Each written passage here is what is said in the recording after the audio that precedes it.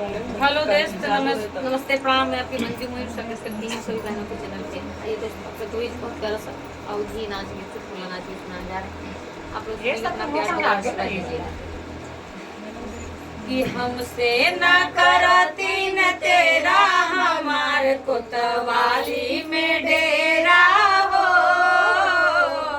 हमसे न करती न तेरा हमार कोतवाली में डेरा हो।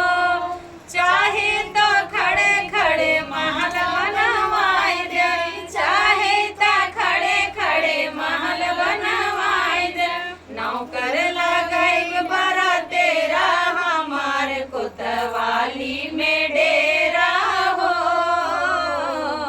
नौकर लगाई बरा तेरा हमार कोतवाली में डेरा हो। हमसे ना करती न तेरा हमार कोतवाली में डेरा हो।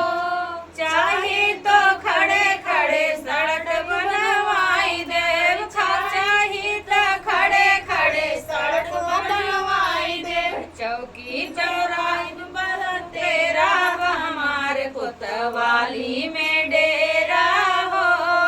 चौकी चौराहा पर तेरा हमार कोतवाली में डेरा हो।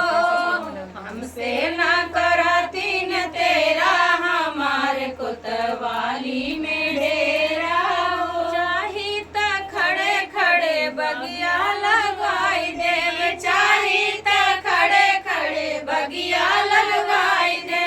मलिया लगाई बरा तेरा हमार कोतवाली में डेरा हो।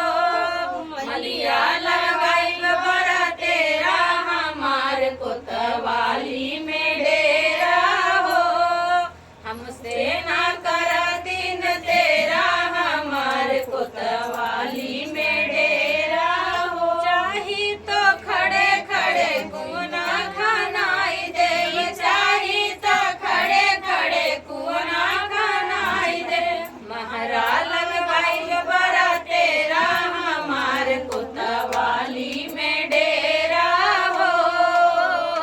महरा लगवाई बरा तेरा हमार कोतवाली में डेरा